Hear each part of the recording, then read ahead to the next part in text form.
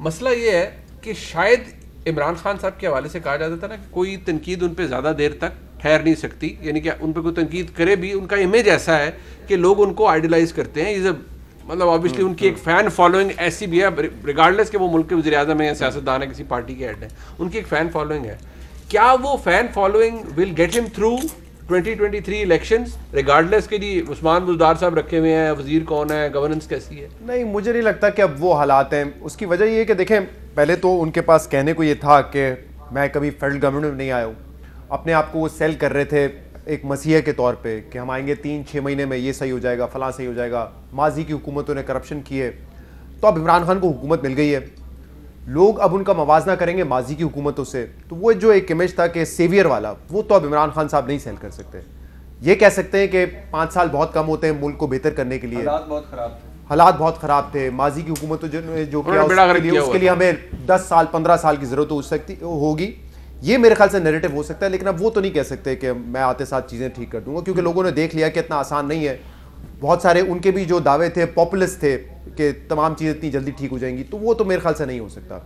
अब जो भी होगा वो परफॉर्मेंस बेस्ड ही होगा। आपने परफॉर्म करना है, लोगों को दिखाना है कि आपका दौर पिछले दौर से बेहतर था। हम ये नहीं कह सकते कि पिछला दौर कोई बहुत बेहतर था, लेकिन लोगों के पास जो चॉइसेस हैं वो तो रिलेटिवली देखेंगे उसको कि ये दौर कैसा था। इसमें देखिए, जो पंजाब के हवाले से मसला है ना, 3-4 मॉडल्स ये लोग आजमा चुके हैं। जो पहला मेरे ख्याल से जब कैबिनेट बनी थी पंजाब की, तो उसमें कोशिश की थी कि तगड़े मिनिस्टर्स लगाएं। सीनियर मिनिस्टर उस वक्त अलीम खान साहब थे और 1-2 लोग थे कि हम उस कैबिनेट के ज़रिए चला लेंगे पंजाब की हुकूमत। नाकाम हुए।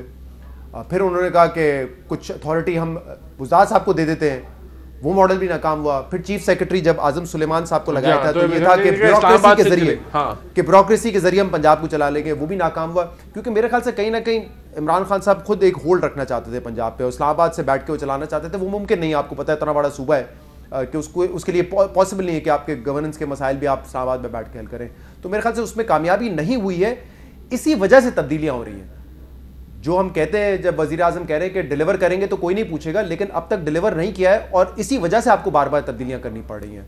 कभी पुलिस में करते हैं आप, कभी चीफ सेक्रेटरी को बदलते हैं, तो वो अगर अगले 1 साल में नजर आती है तो अलग बात है, लेकिन एज ऑफ नाउ तो हमें क्या ये चीजें इनकी अहमियत है शहजाद साहब की? तब्दीलियां, इस्लाहात, बदकिस्मती से हमारे लोगों को ये बैरोमीटर होता नहीं है कि जी पुलिस इस्लाहात कितनी हुई, इसके ऊपर वोट दे दें। लोगों का आटा, चावल, चीनी, घी, इस चीज़ के ऊपर। अब मैं बाई इलेक्शन था डस्का का, तो जब मैं उस हल्के के अंदर गया तो यकीन मानिए वहाँ लोगों ने बात ये की, सड़क, नाली, गैस, घी का डब्बा, तेल की कीमत, चीनी की, इसी के हवाले से लोग अपने मसाइल के बताते थे। और मेरे ख्याल से इसीलिए वो हुकूमतें कामयाब होती हैं जो एक दायरे के अंदर रहते हुए काम करती हैं, बजाय इसके कि अपना ऑब्जेक्टिव इतना फैला दो कि हम ये भी रिफॉर्म करेंगे, फला भी इस्लाहात लेकर आएंगे, तो वो फिर बड़ा नामुमकिन सी बात हो जाती है।